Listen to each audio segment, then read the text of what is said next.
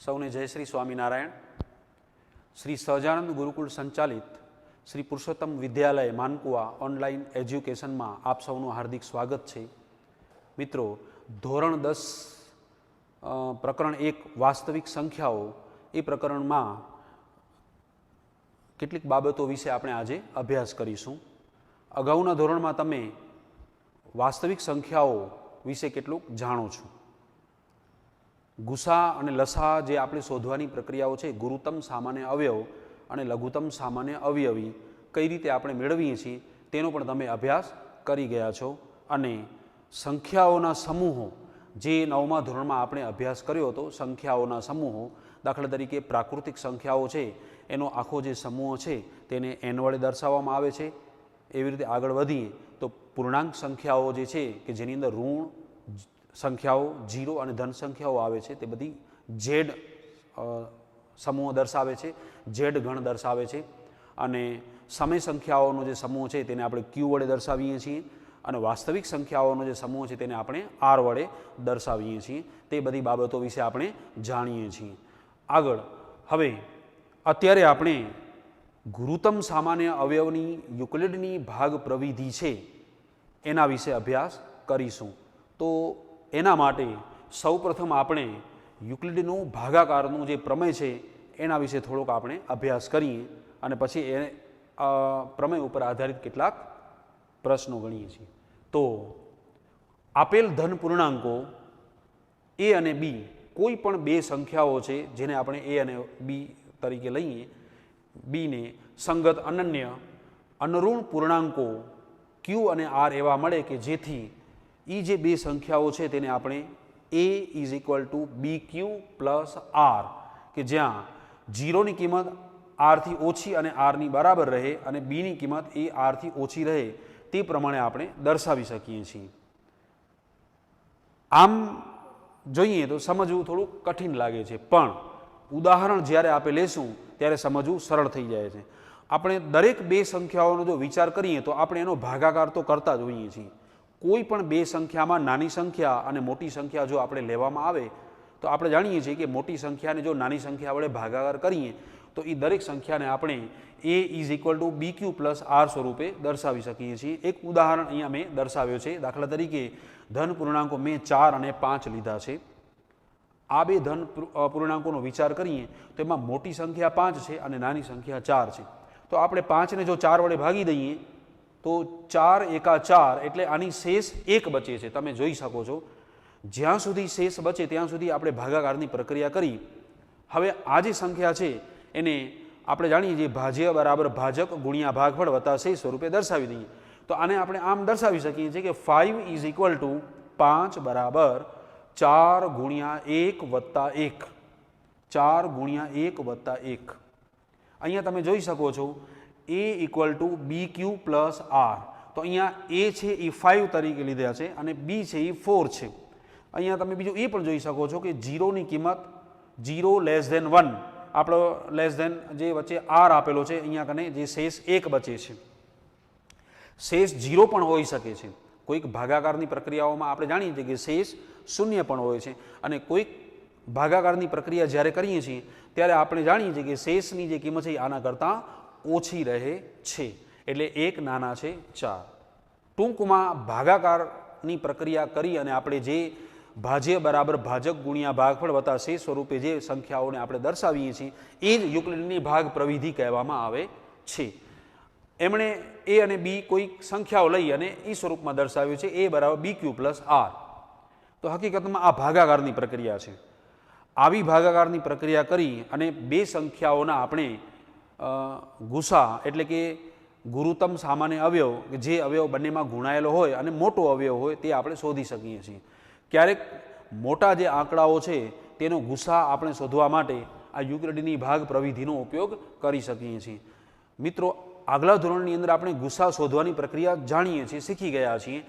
એમાં આપણે એવી રીતે ગુસા શોધતા હતા કે કોઈ પણ સંખ્યા હોય એના આપણે અવયવ પાડી દેતા હતા. નાની સંખ્યાઓ દાખલા તરીકે લઈએ તો બંનેના અવયવ પાડી દઈએ, અવિભાજ્ય અવયવ પાડી અને જે અવયવ બંનેમાં ગુણાયેલો આવે એને ગુસા કહેવામાં આવે છે.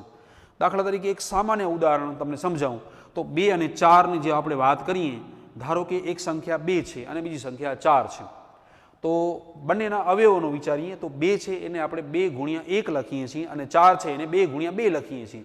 તો તમે જોઈ શકો છો કે 2 છે એ બંનેમાં આવેલો અવયવ છે, 2 સામાન્ય છે. તો એનો અર્થ એવો થયો કે 2 છે એ ગુરુત્તમ સામાન્ય અવયવ દર્શાવે છે. આ રીતે ગુસા શોધવાની જે પ્રક્રિયા છે તે તમે અગાઉના ધોરણોમાં શીખી ગયા છો.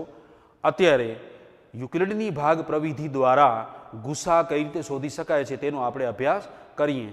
તો એના ઉપર આધારિત કેટલાક ઉદાહરણો પણ આપણે જોઈશું અને ઉદાહરણ દ્વારા જ કઈ રીતે આપણે ભાગાકાર કરી અને ગોઠવણી કરી આ રીતે સંખ્યાઓને ગોઠવી અને ગુસા મેળવી શકીએ છીએ તેનો આપણે અભ્યાસ કરીએ. તો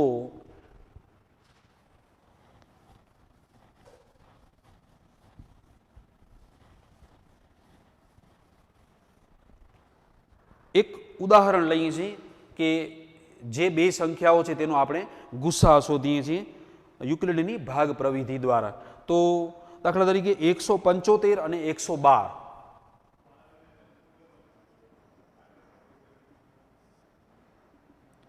175 અને 112 આ 2 આંકડાઓ છે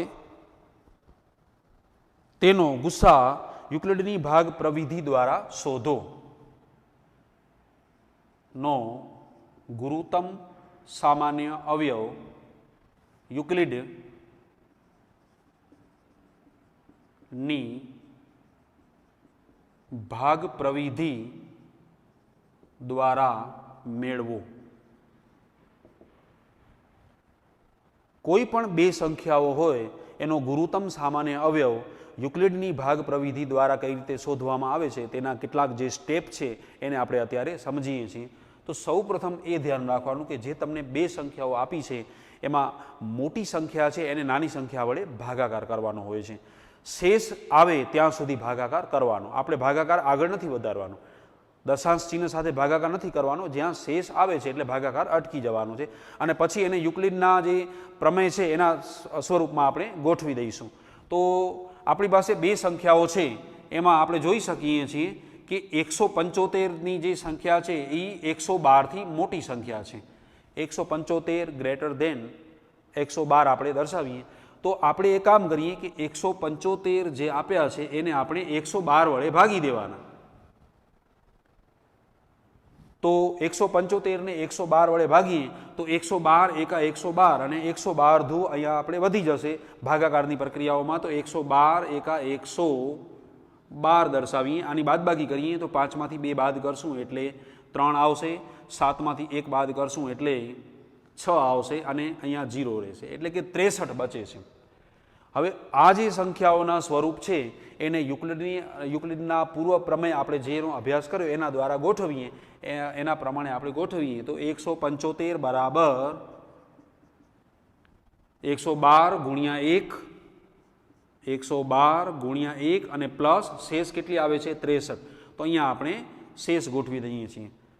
જ્યારે 2 આંકડાઓનો ગુસા શોધવાનો હોય ત્યારે સૌથી પહેલું કાર્ય છે કે જે 2 આંકડા આપ્યા છે એમાં મોટા આંકડાને નાના આંકડા વડે આપણે ભાગાકાર કરીએ છીએ.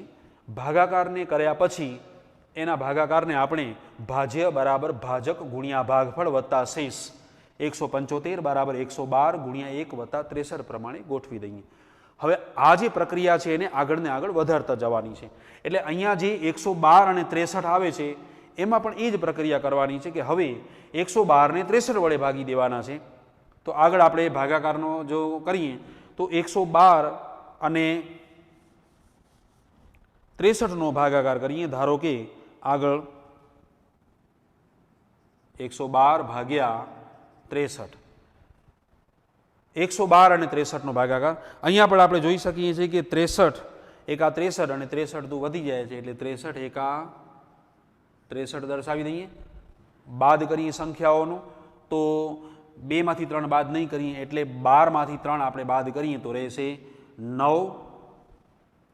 અહીંયા એક આંકડો ઓછો કરીએ 0 એટલે 10માંથી 6 બાદ થશે એટલે 4 આવશે અને અહીંયા 0 થશે એટલે કે બાદ બાકી 49 આવશે. તો આને પણ 112 બરાબર 63 ગુણ્યા 1 વત્તા 49 એ સ્વરૂપમાં આપણે દર્શાવી દઈએ. તો આગળ વધીએ તો 112 બરાબર 63 ગુણ્યા 1, 63 ગુણ્યા 1 વત્તા શેષ આવે છે 49. આનું જો સાદરૂપ આપણે આપીએ તો 175 જવાબ બનાવે છે. 63 ને 1 વડે ગુણીને 49 ઉમેરી દઈએ તો 112 જ થઈ જાય છે. આગળ એના સ્ટેપને વધારીએ તો હવે 63 અને 49નો ભાગાકાર કરવાનો. જ્યાં સુધી આપણી શેષ શૂન્ય ન બને ત્યાં સુધી આ પ્રક્રિયાને આપણે આગળને આગળ વધારતા જવાની હોય છે. અહીંયા જે સંખ્યાઓમાં ભાજ્ય બરાબર ભાજક ગુણ્યા ભાગફળ વત્તા શેષ આવતા જાય એમાં ભાજક અને શેષ એનો ભાગાકાર કરતા જવાનું છે. એટલે કે હવે 63 અને 49નો આપણે ભાગાકાર કરીશું. તો 63 અને 49નો આપણે ભાગાકાર અલગથી દર્શાવી દઈએ તો 63 ભાગ્યા 49, તો એમાં પણ 49 એકા 49થી આપણે ભાગ ચલાવી શકીએ છીએ. આગળ વધીએ તો બાદબાકી કરીએ તો અહીંયા 10 ને 3 13માંથી 9 બાદ કરીશું એટલે 4 બચશે. અહીંયા 5માંથી 4 બાદ થશે એટલે 1 આવશે. એટલે કે 14 આપણી શેષ બચે છે અહીંયા કને. તો એને આ સ્વરૂપમાં દર્શાવી દઈએ. ભાજ્ય બરાબર 63 બરાબર 49 ગુણ્યા 1 વત્તા 14. 49 ગુણ્યા 1 વત્તા 14. ફરી પાછા આપણે આગળ વધીએ તો 49 અને 14નો પણ આ પ્રમાણે ભાગાકાર કરવાનો છે. તો આગળ વધીએ તો 49 ભાગ્યા 14 કરી દઈએ.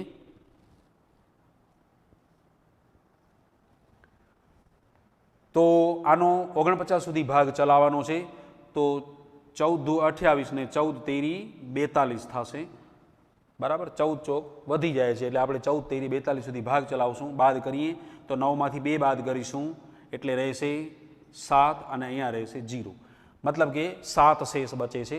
તો 49 બરાબર ફરી પાછા આપણે ગોઠવી દઈએ તો 14 ગુણ્યા 3 વત્તા 7 એટલે કે 14 ગુણ્યા 3 અને વત્તા 7 આવે છે.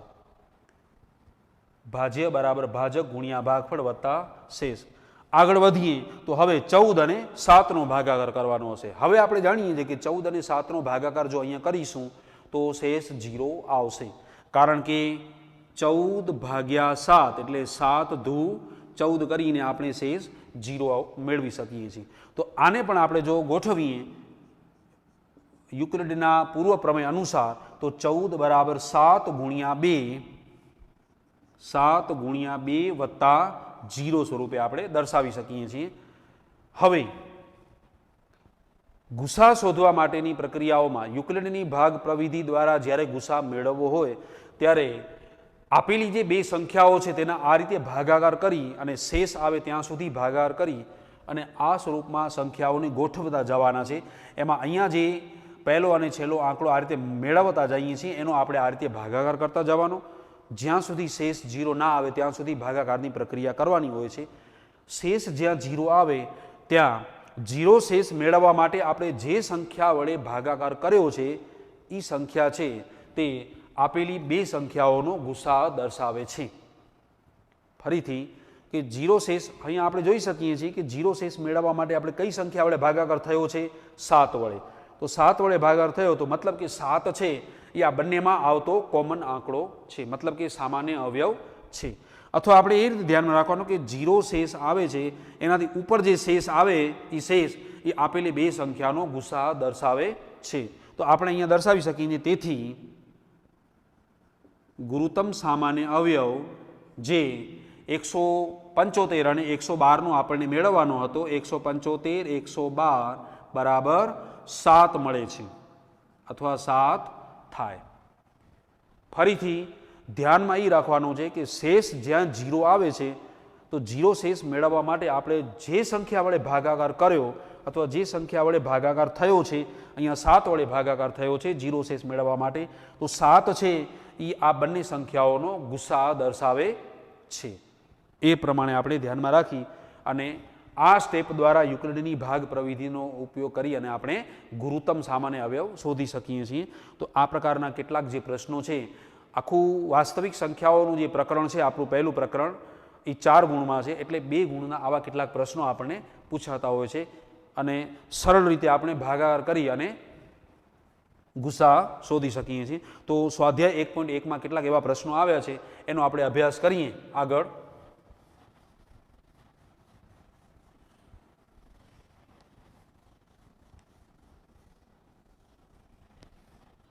વિદ્યાર્થી મિત્રો, આપણે યુક્લિડની ભાગ પ્રવિધિનો અભ્યાસ કર્યો, તેના ઉપર એક ઉદાહરણ જોયું. તો હવે એ ઉદાહરણ ઉપર આધારિત આપણે સ્વાધ્યાય 1.1ના બીજા કેટલાક દાખલાઓનો અભ્યાસ કરીએ. તો સ્વાધ્યાય 1.1માં યુક્લિડની ભાગ પ્રવિધિનો ઉપયોગ કરીને ગુસા શોધો. અહીંયા 135 અને 225 આપેલા છે. તો આપણે જાણીએ છીએ કે જે બે સંખ્યાઓ આપી હોય તેમાં મોટી સંખ્યાને પહેલાં નાની સંખ્યા વડે ભાગવામાં આવે છે. તો અહીંયા આપણે જોઈ શકીએ છીએ કે 225 એ 135થી મોટી સંખ્યા છે, એટલે આપણે એને આ સ્વરૂપમાં દર્શાવી દઈએ. 225 મોટા છે 135, 225 ગ્રેટર ધેન 135. 225ને 135 વડે ભાગી દઈએ તો 225 ભાગ્યા 135. તો 135 એકા 135થી આપણે ભાગ ચલાવી શકીશું. 135 ધૂ જે 225થી વધી જશે તો કેટલી શેષ બચે છે આપણે જોઈએ. તો 5માંથી 5 બાદ કરીએ તો 0. અહીંયા આપણે 10 લેશું, 10 ને 2 12, માંથી 3 બાદ કરીશું એટલે 9 અને અહીંયા 0 રહેશે. એટલે કે 90 શેષ આપણને મેળવી શકીએ છીએ.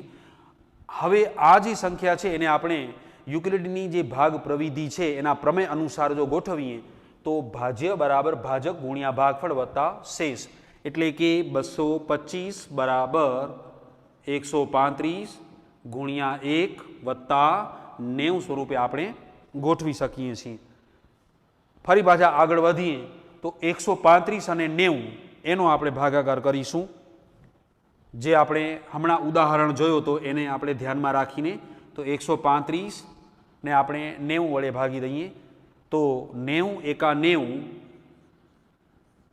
આનો પણ ભાગ 90 એકા 90 અને 90 ધૂ 180 એટલે વધી જાય છે. તો એ પ્રમાણે આપણે હવે બાદ કરીએ તો અહીંયા આવશે 5, અહીંયા આપણે 10 લઈશું એટલે 13 થશે.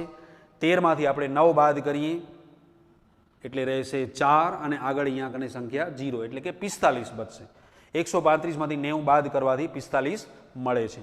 તો યુક્લિડના ભાગ પ્રવિધિ અનુસાર આપણે ગોઠવી દઈએ તો 135 બરાબર 90 ગુણ્યા 1 વત્તા 45.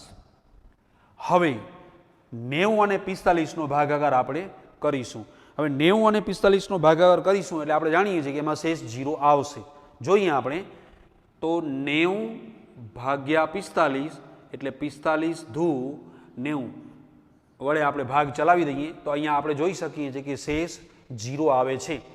તો હવે એ સંખ્યાને આપણે ગોઠવી દઈએ તો 90 બરાબર 45 ગુણ્યા 2 વત્તા 0, ભાજ્ય બરાબર ભાજક ગુણ્યા ભાગફળ વત્તા શેષ સ્વરૂપમાં અહીંયા આપણે ગોઠવી છે.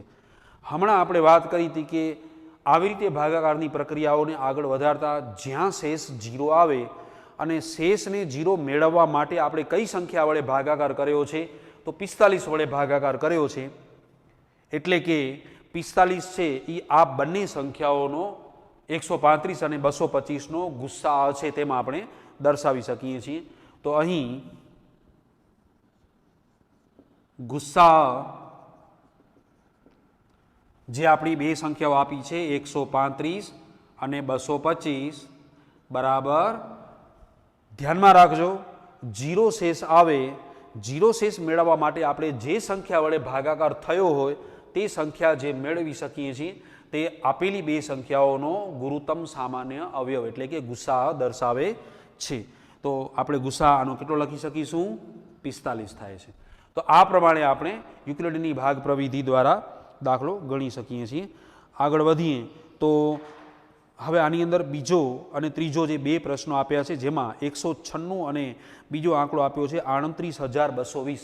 હવે આ જે બે દાખલાઓ છે તે હું તમને હોમવર્કના સ્વરૂપમાં આપું છું અત્યારે કે હવે આની અંદર 196 અને 28220 તમે જોઈ શકો છો કે 28220 196થી મોટી સંખ્યા છે. તો તમે એને 196 વડે ભાગાકાર કરશો. આની અંદર એવું થાય છે કે પહેલી વખત જ ભાગાકાર કરવાથી જ શેષ 0 આવે છે. 28220 એનો ભાગાકાર 196 વડે આપણે કરીશું તો સીધો ભાગાકાર અહીંયા જો આપણે કરીએ છીએ તો શેષ 0 આવે છે. તો અહીંયા કને આ જે બે સંખ્યાઓ છે એનો ગુસ્સા આપણે કઈ સંખ્યા વડે ભાગીએ છીએ અત્યારે 196 વડે ભાગીએ છીએ તો 196 છે એ જ એનો ગુસ્સા દર્શાવશે બરાબર તો એ રીતે આપણે જે બે સંખ્યાઓ આપી છે એમાં મોટી સંખ્યાને નાની સંખ્યા વડે ભાગી અને પછી આ સ્વરૂપમાં ગોઠવી અને તમે ગુસ્સા દર્શાવી શકો છો એ જ પ્રમાણે આગળ જે વધીએ તો પહેલો જે પ્રશ્ન છે એમાં ત્રીજો જે દાખલો આપ્યો છે એમાં બે સંખ્યાઓ 867 અને 255 આપેલા છે તો 867 અને 255 ની અંદર પણ તમને 867 ને 255 વડે ભાગાકાર કરી અને આગળ યુક્લિડની ભાગ પ્રવિધિ પ્રમાણે ગુસ્સા શોધવાનો છે અને આગળ સ્વાધ્યાય 1.1 ની અંદર બીજો એક પ્રશ્ન છે આનો ઉપયોગ દર્શાવ્યો છે જેમાં એક પ્રશ્ન એવો પૂછ્યો છે કે જે માહિતી આપણને આપી છે એક ત્રીજો જે પ્રશ્ન છે પાઠ્યપુસ્તકની અંદર સ્વાધ્યાય 1.1 એમાં એક પ્રશ્ન એવી રીતે લખેલો છે કે એક લશ્કરનું 616 સભ્યોનું પાઠ્યપુસ્તકને જરા સાથે રાખી અને જોજો તો એક લશ્કરનું 616 સભ્યોનું જૂથ લશ્કરના બેન્ડના 32 સભ્યોની પાછળ કૂચ કરી રહ્યું છે એટલે કે આગળ વધે છે બંને જૂથ સમાન સંખ્યાના સ્તંભમાં કૂચ કરી રહ્યા છે તેઓ જે સ્તંભમાં કૂચ કરી રહ્યા છે તેવા કોઈ પણ સ્તંભમાં મહત્તમ કેટલા સભ્યો હશે તો અહીંયા આપણે મહત્તમ સભ્યોની સંખ્યા શોધવા માટે આપણી પાસે જે બે સંખ્યાઓ છે 616 સભ્યોનું જૂથ છે અને જૂથની અંદર 32 સભ્યો છે તો 616 અને 32 આ જે બે સંખ્યાઓ છે જે ત્રીજો જે પ્રશ્ન છે આપણો જેમાં 616 અને 32ની જે બે સંખ્યાઓ આપણને આપેલી છે તો 616 અને 32નો ગુસ્સા શોધવો પડશે તો જે ગુસ્સાનો જે જવાબ આપણે મેળવી શકીશું એ જ ગુસ્સા છે તે જ મહત્તમ સભ્યો છે તેમાં આપણે દર્શાવી શકીએ છીએ તો યુક્લિડની ભાગ પ્રવિધિનો જ આપણે ઉપયોગ કરીએ તો 616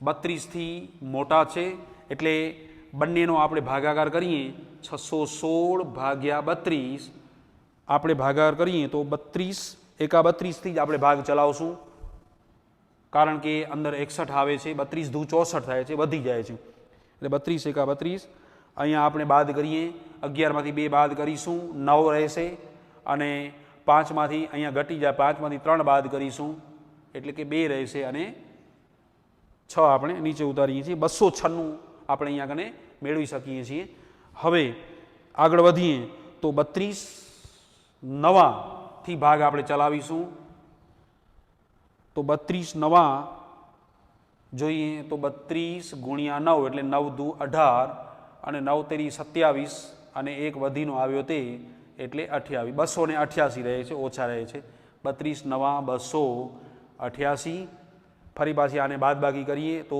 10 ને 6 16માંથી 8 બાદ કરીશું એટલે 8 અને અહીંયા ઘટી જશે એટલે 0 અને 0 રહેશે એટલે કે 8 શેષ બચે છે એટલે 616 બરાબર 32 ગુણ્યા 19 વત્તા 8 32 અને 8નો ભાગાકાર અહીંયા આપણને કરવાનો આવશે તો 8 ચોક 32 એટલે હવે તમે જોઈ શકો છો કે શેષ 0 આવે છે તો 32 બરાબર 8 ગુણ્યા 4 વત્તા 0 હવે તમે જોઈને પણ કહી શકશો કે આનો ગુસ્સા કેટલો હશે 0 શેષ મેળવવા માટે આપણે સંખ્યાને 8 વડે ભાગ્યા છે તો 8 છે અથવા 0 શેષની ઉપર 8 આવે છે તો 8 છે એ શું દર્શાવે છે આ જે સભ્યો છે 616 અને 32 એનો ગુસ્સા દર્શાવે છે એટલે ગુસ્સા તેથી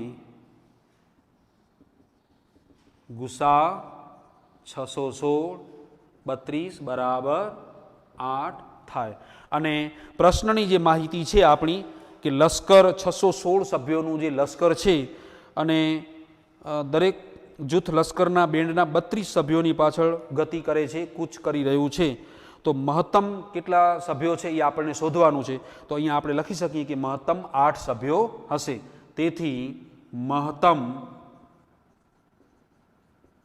8 સભ્યો છે એટલે ક્યારેક એવા પ્રશ્નો હોય છે કે જે ક્યારેક મહત્તમ સંખ્યામાં શોધવાના હોય, કોઈક એવી બાબતો હોય કે જેનો ઉપયોગ કરી આ યુક્લિડની ભાગ પ્રવિધિ દ્વારા પણ આપણે એનો ગુસ્સા શોધી શકીએ છીએ.